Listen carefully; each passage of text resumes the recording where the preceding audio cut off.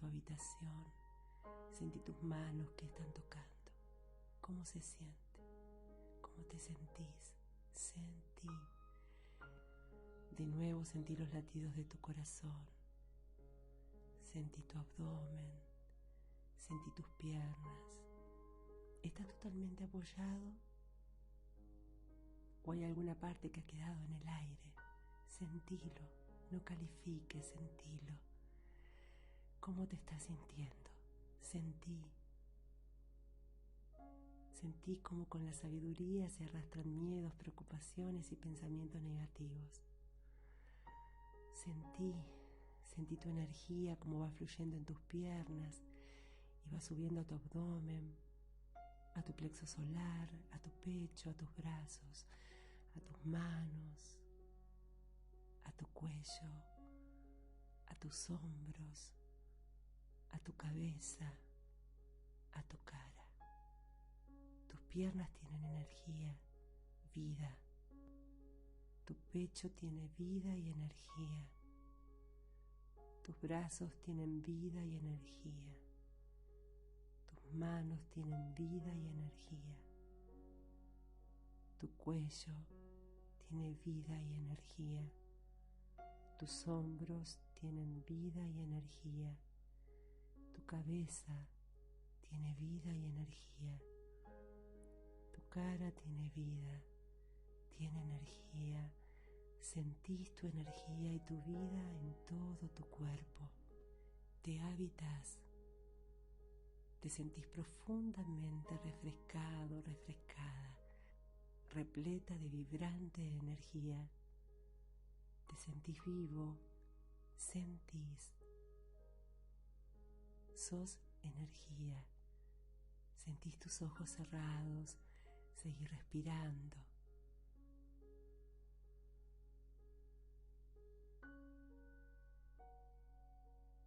Hoy hemos descubierto algo nuevo. Somos más sabios.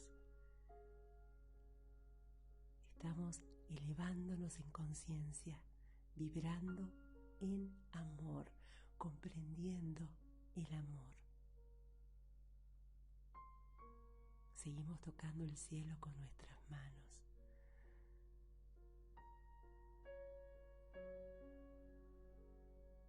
Gracias por existir. Infinitas gracias.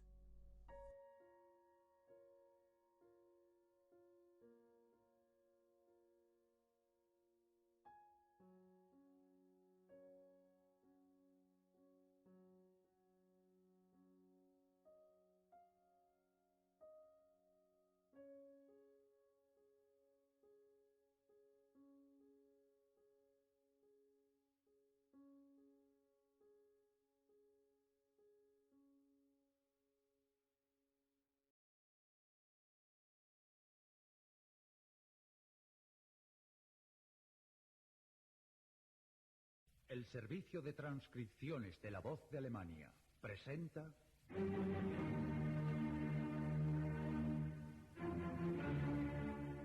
Ludwig van Beethoven. La infancia de Beethoven, 1770 a 1783.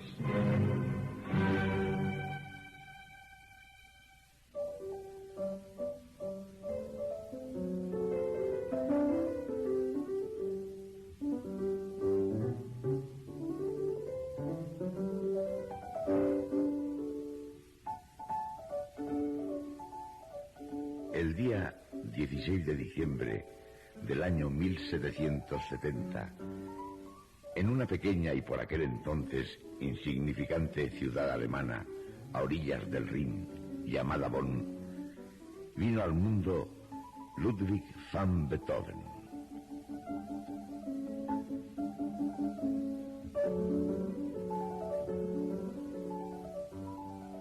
El futuro autor de la Sinfonía del Destino habría de ser el primer hijo del matrimonio Beethoven que no se malograse prematuramente. Por lo demás, no se diría que su nacimiento tuviera lugar bajo un signo favorable. Ni el lugar ni la época ni siquiera su propia familia, daban ocasión a suponer que ese niño iba a convertirse en el compositor más grande de Occidente. Magnificencia cortesana, estrechez pequeño burguesa, son la luz y la sombra en la infancia de Beethoven. Su padre tenía un puesto de músico y cantante en la orquesta de la corte, pero sus ingresos por ese concepto eran más bien escasos, de modo que debía procurárselos adicionales dando clases particulares de música. Sea como fuere, los Beethoven no se podían permitir el lujo de vivir en el barrio de la gente acomodada. Durante largos años, la familia residió en una vivienda nada espaciosa, arrendada a un panadero que soportó con muchísima paciencia las cosas del señor Beethoven, hasta que al fin lo puso de patitas en la calle. El señor Fischer, el panadero, conocía muy bien a su inaguantable inquilino. Los Beethoven. ¿Quién habría de pensar que el pequeño Ludwig llegaría donde llegó, sobre todo habiendo crecido en esas circunstancias?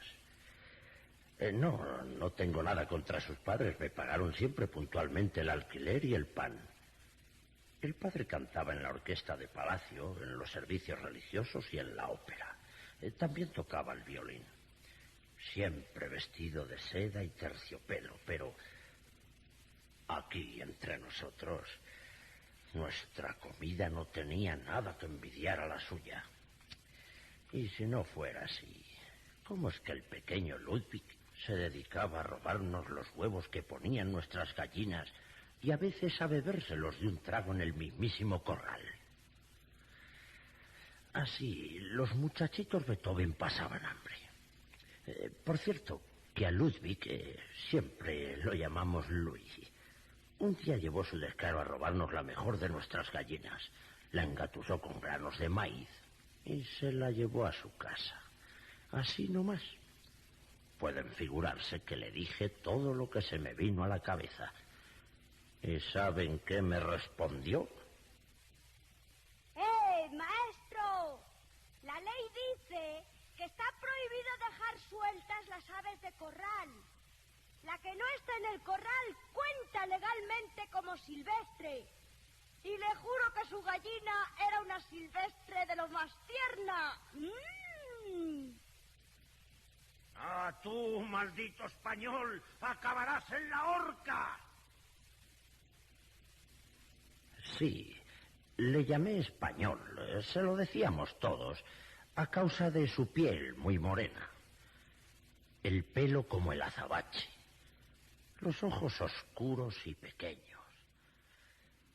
Se rumoreaba que un español estaba entreverado en la familia Beethoven. Por cierto, que no eran de Bonn estos Van Beethoven. El abuelo había venido de los Países Bajos, que fueron dominio español durante muchos años. El destino de la familia sufre una radical transformación a partir del abuelo del compositor, quien se trasladó a Alemania y llegó a ser un respetable y respetado ciudadano de Bonn. Al mismo tiempo, debe contársele como iniciador de la tradición musical de la familia, y gracias a su laboriosidad y a su talento, se convertiría en director de la orquesta de la corte. Sí, el abuelo del pequeño Louis, ese sí que era un hombre. ¿Y en qué compañía siempre? Embajadores, ministros, condes, príncipes. Un verdadero señor. Los músicos de la orquesta le adoraban. Su mujer, bueno, no hizo una buena elección, no. Su mujer era renana, pero de la zona del vino. Y se le notaba. En Bonn no le decimos nunca que no a un buen vaso de vino. Pero esa señora... su hijo, el padre del pequeño Louis, lo heredó ciertamente de ella. Como quiera que sea, lo cierto y verdadero es que su familia, y sobre todo el ensimismado y sensible Ludwig, sufrió lo indecible a consecuencia del vicio paterno. Poco antes de su muerte, el gran compositor les confesaba a sus amigos más íntimos un ferviente deseo. Prométanme que convencerán al mundo de que yo no he sido un bebedor empedernido como mi padre. El pequeño Louis me daba pena. Por supuesto, no era un dechado de bondad, y más de una vez colmó mi paciencia. Pero hay que ver cómo se comportaba su padre con él. Todavía me acuerdo de haberle visto, pobre criaturita, sentado delante del piano. Los pies no le llegaban al suelo, figúrense. Tenía solo 4 años. Y un ejercicio, y otro, y otro. Y a veces el padre le pegaba de lo lindo golpeándole las espaldas. Sí, y también me acuerdo que la pobre criatura tenía la costumbre de arquear el lomo como los gatos cuando alguna cosa le sorprendía. Y cuando el padre regresaba a casa de noche en compañía del señor Pfeiffer, también músico.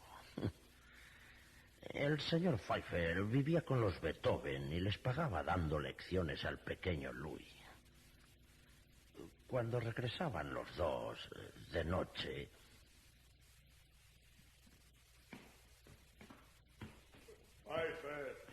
Pfeiffer, ¿dónde diablos te escondes? Ayúdame a subir la escalera, vamos, que no puedo. Maldita sea tu alma. Ayúdame, canalla, y no me dejes tirado. Mira, vamos a despertar a Louis. Estás loco, Johann. Es más de medianoche ya. ¿Y qué? ¿Y qué? El chico tiene que ejercitarse. Me importa un bledo si es más de medianoche. Louis, vamos, despierta. Despierta, maldito perezoso. Sí, muchas veces sucedían estas cosas. En cuanto a la pobre señora Beethoven, no se atrevía a protestar. Todo lo más, lloraba. La señora Beethoven era una mujer muy silenciosa. Solo si se trataba de sus hijos, se la podía sacar de sus casillas. Se ponía pálida y refunfuñaba. Murió muy joven, tísica. A mí me parece que era cosa de herencia, de familia. Todas estas circunstancias ejercieron una influencia muy marcada en el alma de Beethoven.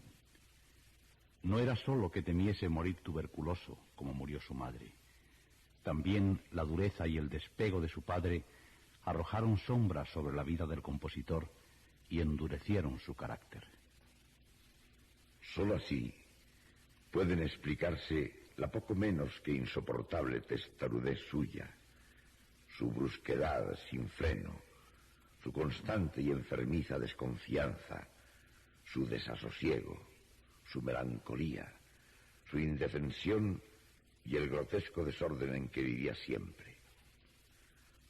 Todo ello tiene raíces hondas en la infancia del niño prodigio. Y por otra parte, ¿qué quieren que les diga? ¿Cuántas veces hemos mirado con desaprobación la increíble suciedad de los niños de la familia Beethoven? Eran sucios desde pequeñitos. Cuando sus padres recibían visitas, los ponían en la puerta de la calle y allá se estaban dejados de la mano de Dios, sin nadie que cuidara de ellos. El pequeño Louis era el más sucio de los tres. Hay que ver cuántas veces le había dicho mi mujer: hijo, ¿no puedes ir un poco más limpio? ¿Y saben ustedes qué contestaba el muy fresco? Me da lo mismo. Me importa poco ir sucio. La suciedad es salud, señora. Y cuando sea un señor, nadie se fijará si ando sucio o no. Y bien, Lo cierto y verdadero